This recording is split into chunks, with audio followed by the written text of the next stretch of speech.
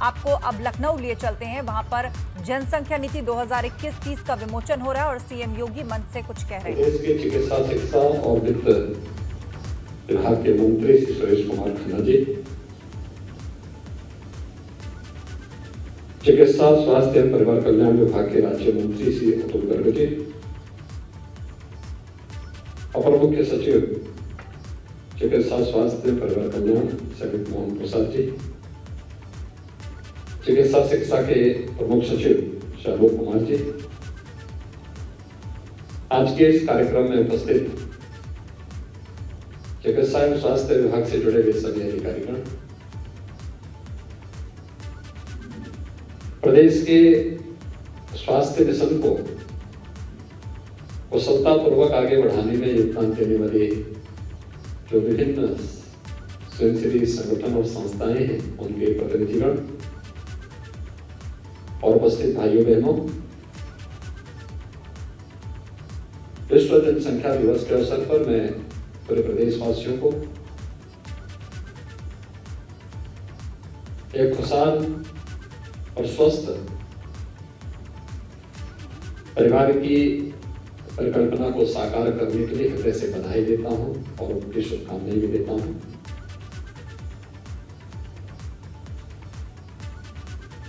पूरी दुनिया के अंदर एक विषय को लेकर के समय समय पर चिंता व्यक्त की गई कि बढ़ती हुई जनसंख्या विकास में कहीं न कहीं बाधक हो सकती है और इस पर अनेक मंचों से पिछले 4 दशकों से निरंतर चर्चा चल रही है। जिन देशों ने और जिन राज्यों ने इस संबंध में अपेक्षित प्रयास किए, उसके वहां सकारात्मक परिणाम भी सामने देखने को मिले हैं, लेकिन फिर भी इसमें और भी प्रयास किए जाने की आवश्यकता है। और मुझे प्रसन्नता है कि विश्व जनसंख्या दिवस के अवसर पर आज उत्तर प्रदेश की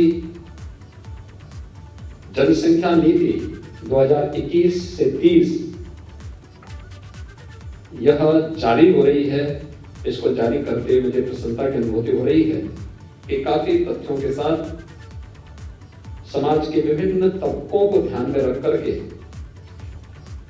इस जनसंख्या नीति को लागू करने का कार्य आज प्रदेश सरकार कर रही है। वास्तव में जनसंख्या स्थिरीकरण का जो प्रयास है, यह समाज की व्यापक जागरूकता के साथ जुड़ा हुआ है। हमें इस बात को नहीं भूलना चाहिए कि अगर समाज में जहां गरीबी है, वहां जनसंख्या वृद्धि का उसके साथ एक संबंध हो जाता है और इस जिससे व्यापक जागरूकता का एक अभियान उन सभी तबकों को ध्यान में रख करके जब तक हम लोग नहीं चलाएंगे, तब तक उन लक्ष्यों को प्राप्त करने में कठिनाई होगी। और खास तौर पर जब यूनाइटेड नेशन ने दुनिया के सभी देशों से 2030 तक सस्टेनेबल डेवलपमेंट गोल्स को अचीव करने का एक लक्ष्य दिया हो और देश के अंदर आदरणीय प्रधानमंत्री जी के नेतृत्व में उन लक्ष्यों को प्राप्त करने की दिशा में प्रयास प्रारंभ हुए हों, तो देश में आबादी के हिसाब से सबसे बड़े इस राज्य के बारे में हमें अवश्य सोचना होगा, क्योंकि इसका संबंध केवल जनसंख्या स्थिरीकरण के साथ ही नहीं, बल्कि जनसंख्या नीति का संबंध हर एक नागरिक के जीवन में खुशहाली लाने और समृद्धि का रास्ता उसके द्वार तक पहुंचाना भी है।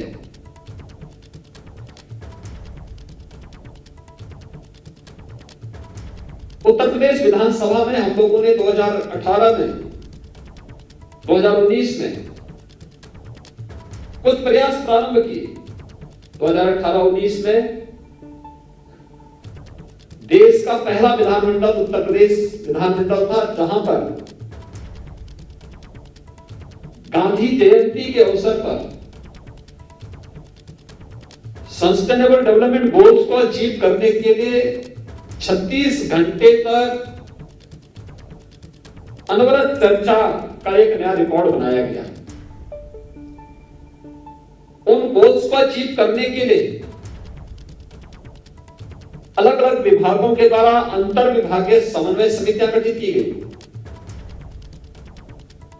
और उसे निरंतर मंत्री मंडल का एक समूह निरंतर उनकी समीक्षा करता है, उसे फॉलोअप करने के दिशा में प्रयास कर रहा है। लेकिन इसमें समाज के विभिन्न तबकों की भूमिका और उनका योगदान अत्यंत महत्वपूर्ण हो जाता है और इसलिए सबसे पहला कार्य अवेयरनेस का, जागरूकता का, उन तबकों को चिन्हित करना, उनके बीच में अवेयरनेस के उस प्रकार के कार्यक्रम को आगे बढ़ाना। अगर इस दिशा में हम प्रयास कर सकें और जिसका निरंतर चल रहा है वह अत्यंत महत्वपूर्ण है और ये स्थिति में महत्वपूर्ण है जब देश के अंदर टीएफआर में, एमएमआर में और आईएमआर में जो अंतर देखने को मिला है, पूरे जो नेशनल एवरेज है उसमें राज्य के स्तर पर अगर हम देखेंगे तो उसमें उत्तर प्रदेश के स्तर पर और भी नए प्रयास किए जाने की आवश्यकता है। 2016 में अगर उत्तर प्रदेश के अंदर हम देखेंगे तो टीएफआर 3.3 था और राष्ट्रीय स्तर पर 2.6 था। आज के दिन पर उत्तर प्रदेश के अंदर टीएफआर 2.7 और अखिल भारतीय स्तर पर 2.3 है। यानी हमें अभी कुछ नए प्रयास करने होंगे, अतिरिक्त प्रयास करने होंगे। एमएमआर अगर हम उत्तर प्रदेश के अंदर 2016 की दृष्टि से देखें तो 258 है और आज के दिन पर यह घटकर के 197 हुआ है। लेकिन अगर अखिल भारतीय स्तर पर हम देखेंगे तो 2016 में ये 178 था और आज के दिन पर 113 है। यानी उत्तर प्रदेश को इस दिशा में और अच्छे प्रयास करने होंगे। आईएमआर 2016 में अगर भारतीय स्तर पर उत्तर प्रदेश में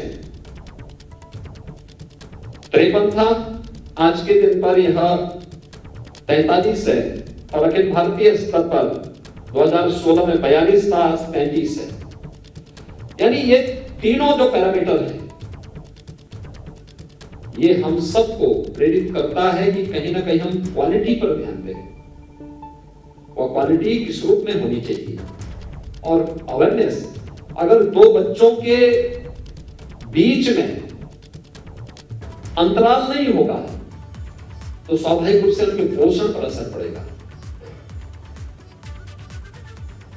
शिशु मृत्यु दर में और मातृ मृत्यु दर को नियंत्रित करने में अत्यंत कठिनाई होगी और उन स्थितियों में हम लोगों को जिन लक्ष्यों को प्राप्त करना है जिसमें कि नेशनल एवरेज से भी उत्तर प्रदेश पीछे है, यद्यपि पिछले 4-5 वर्षों में जो प्रयास हुए हैं उसके अच्छे परिणाम भी आए हैं, लेकिन अभी और भी अच्छे प्रयास किए जाने की आवश्यकता, और ज्यादा प्रयास किए जाने की आवश्यकता है और उस दिशा में प्रयास करके हम लोग एसडीजी के लक्ष्यों को प्राप्त कर सकते हैं।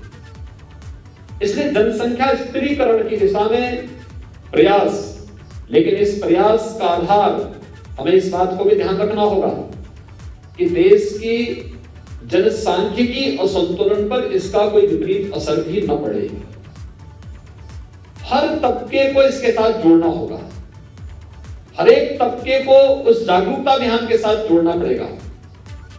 मां और बच्चे के स्वास्थ्य को इसके साथ जोड़ना पड़ेगा।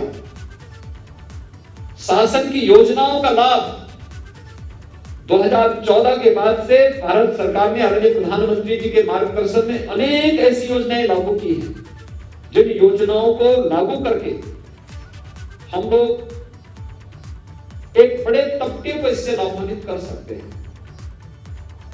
और मुझे लगता है कि उस दिशा में और भी अच्छे प्रयास किए जाने की आवश्यकता है। केंद्र सरकार और आदरणीय प्रधानमंत्री जी के मार्गदर्शन में उत्तर प्रदेश के अंदर हम लोगों ने प्रयास किए।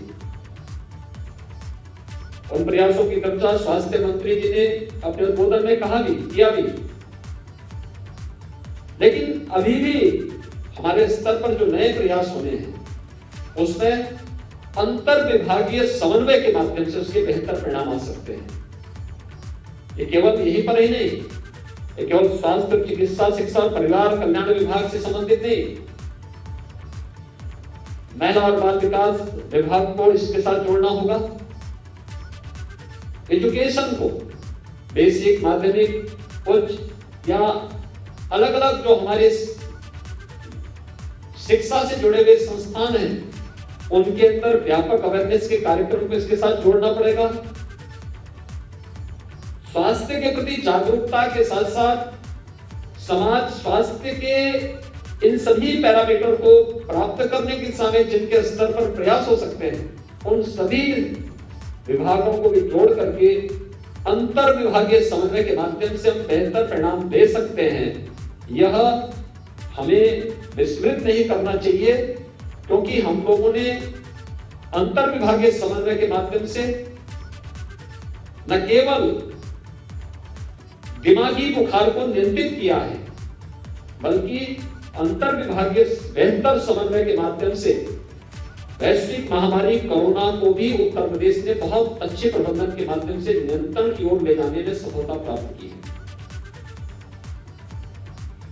और मुझे विश्वास है कि जो जनसंख्या नीति का नया ड्राफ्ट आज यहां पे लॉन्च किया गया है, इसको शासन से जुड़े हुए सभी विभाग अपने सभी स्टेक होल्डर्स के साथ मिलकर के, अपने सहयोगी संस्थाओं के साथ मिलकर के प्रभावी ढंग से लागू करने में सफल होंगे, ये मुझे विश्वास है। मुझे प्रसन्नता है कि आज 11 RT-PCR की लैब भी शुभारंभ हो रही है। उत्तर प्रदेश ने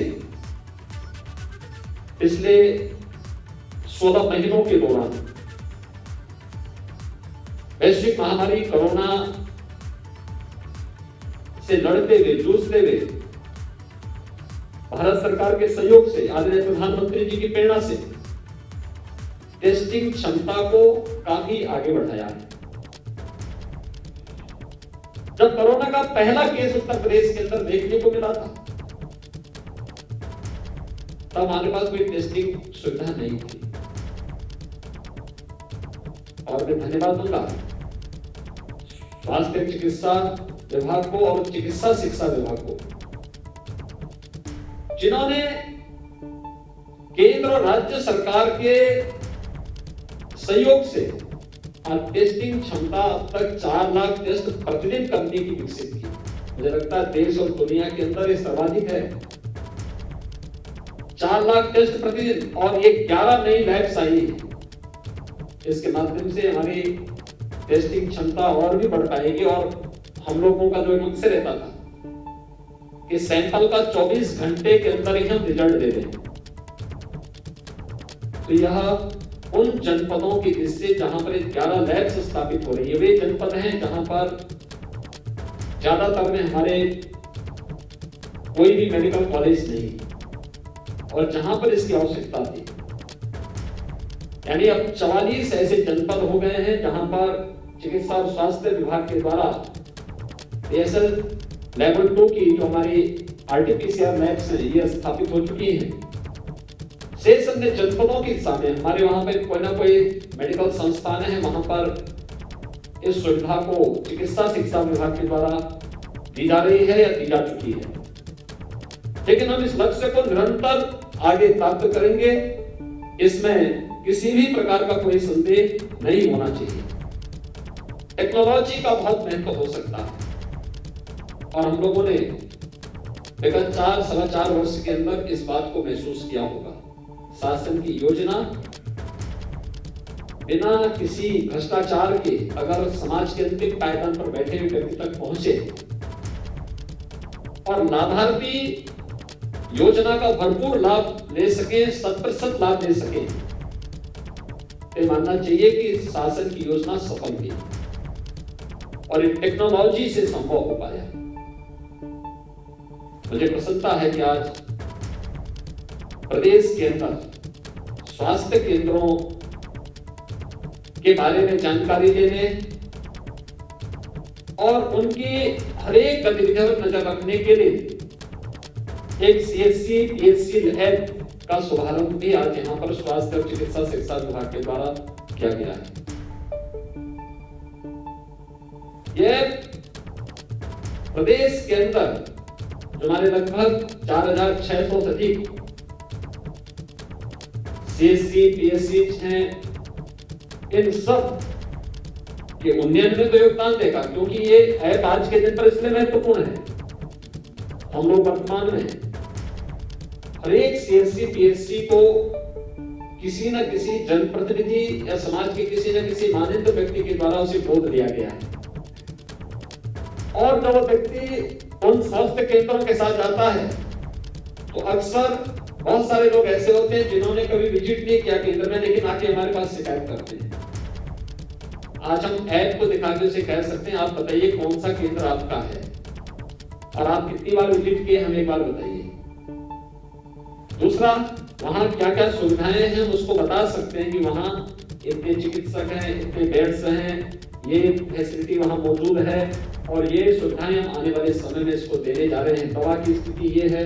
ये कुछ सामान्य जानकारियां भी उनको उपलब्ध कराई जा सकती है। इस दृष्टि से मुझे विश्वास है कि हम टेक्नोलॉजी को और अपग्रेड करते हुए इस दिशा में प्रयास करेंगे और मेरा ये मानना है CSR से हो और अन्य संस्थाओं के सहयोग से, जनप्रतिनिधियों के सहयोग से भी हमारा प्रयास होना चाहिए कि हर CHC PHC तक हमें हेल्थ ATM को पहुंचाना चाहिए। एक नया प्रयोग होगा ये स्वास्थ्य विभाग में टेक्नोलॉजी का इस्तेमाल करते हुए, क्योंकि जितने हमारे अभी तक CHC PHC हैं इसमें जितना मैन पावर होना चाहिए तमाम प्रयासों के बावजूद उपलब्ध नहीं।